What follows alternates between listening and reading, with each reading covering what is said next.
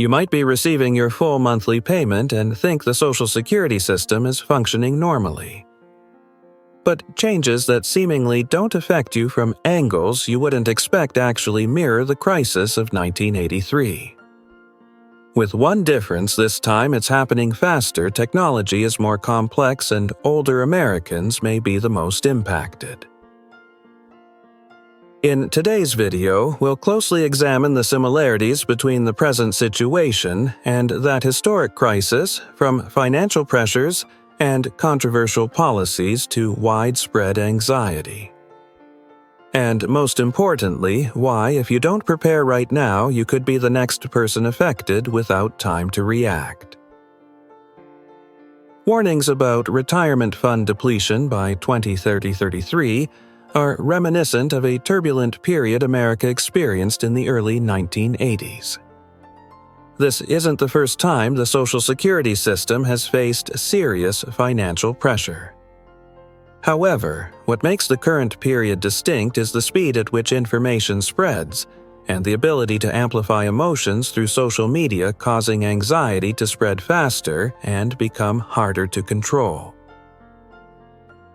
Looking positively, the fact that organizations like the SSA and legislative bodies are issuing early warnings demonstrates efforts toward transparency and proactively facing challenges, avoiding past mistakes when policies were adjusted only at the last minute. But conversely, we can't deny that data on inflation, increasing healthcare costs, and retirement fund imbalances are creating cautious, even pessimistic attitudes among beneficiaries, especially those completely dependent on these benefits for survival.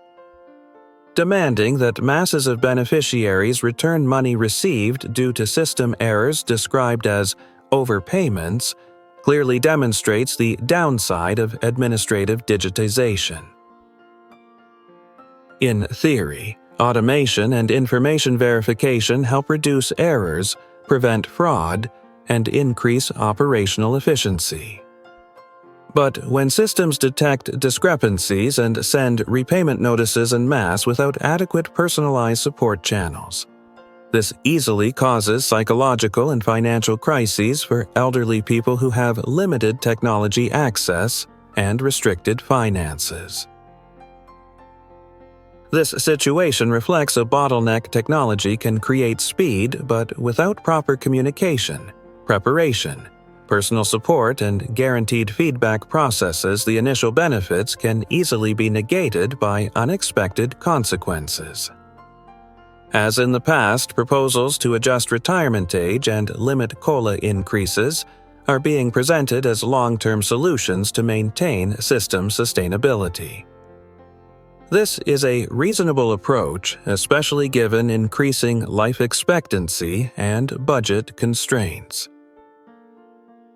But undeniably, these changes, if not carefully prepared and clearly explained, will make many people feel their benefits are being gradually reduced, potentially further eroding already fragile trust.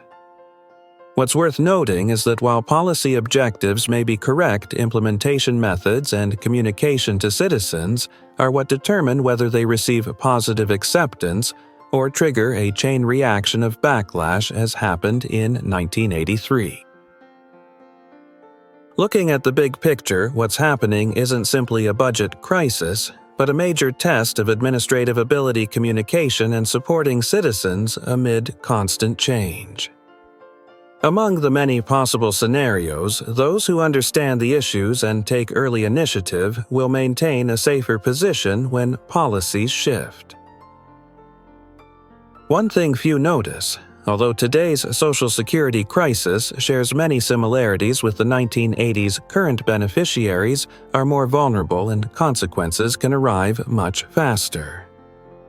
Back then, SSA notifications were sent by paper mail. Recipients had time to respond, verify, or visit offices for assistance. The process was slow, but maintained a human element. Today, everything happens through digital systems. An overpayment warning can be sent simultaneously to tens of thousands of people within hours, based on automated data without verification of specific cases. This leaves many elderly people suddenly being asked to repay thousands of dollars without understanding why. Many don't know they've been flagged with incorrect names, wrong information, or outdated records, and they lack personalized support channels for clear explanations. Current verification processes increasingly depend on machines, leading to benefit suspensions without specific warnings. And for those who aren't tech-savvy, regaining access to the system is nearly impossible. Meanwhile, social media acts as a catalyst for fear. Just one viral video about an elderly person losing their entire benefit due to alleged fraud, even if mistaken, is enough to create widespread panic. Unlike before, when information took weeks to spread, now just hours are sufficient to ignite anxiety throughout elderly communities, especially those living entirely on SSI, SSDI, or monthly retirement benefits. Technology clearly brings speed and efficiency. But without personalization, direct interaction support channels, and consideration for elderly beneficiaries' access capabilities, the system easily creates unintended consequences. Digitization without humanization makes the most vulnerable people victims of a process they cannot adjust to. That's why, although the nature of the crisis isn't new, how it unfolds in the digital age makes people vulnerable more quickly, more deeply, and sometimes without opportunity for timely reaction. Added to this is an entirely new layer of 2024-2025 impacts deepfake scam technology theft from bank accounts directly connected to SSA or increasingly sophisticated impersonation letters. These are factors previous generations never faced. Today's elderly must not only understand policies but also know how to avoid complex digital scams they have never been prepared to handle. Is there a way to protect your benefits during this period? Is the system going too far with automation while forgetting actual beneficiaries?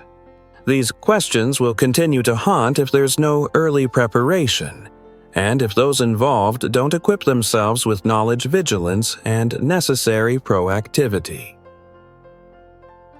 This isn't the first time the Social Security system has faced crisis, nor the first time warnings have appeared about depleting retirement funds or Medicare facing excessive spending pressure. History has recorded similar periods, notably 1983, when Congress held emergency sessions to save the system from collapse. But while sharing the same motif of financial deficit and mandatory reform, there's a key difference between then and now speed. In 1983, despite the crisis, people still had time to receive information, analyze it, wait for congressional debates, and follow policy proposals through mainstream media. The Reform Act was passed in August after months of public debate. But in 2025, everything is happening completely differently. Debates aren't confined to hearings but spread hourly across social media in senior groups through videos or screenshots spreading at dizzying speeds. Beneficiaries not only receive information faster, but easily get caught up in immediate emotions: surprise, panic, outrage, even when they don't fully understand what's really happening. This speed is shortening response time. Before finishing reading policy proposals, some receive collection letters. Before verifying their benefits, some have payments suspended due to technical errors or incorrect file assessments. And before public opinion can thoroughly discuss changes, panic spreads too fast to control. This is a crucial difference. The Social Security crisis of 2025 isn't necessarily larger than 1983 in financial scope, but it's more dangerous in terms of propagation speed and the sudden nature that beneficiaries face. Therefore, without actively monitoring, without preparing information and personal benefits in advance, benefit recipients will easily find themselves completely reactive. What's coming won't wait for you to carefully read a long article, nor until you receive official notification. It's happening right now silently under the guise of a system updating and reviewing to improve efficiency.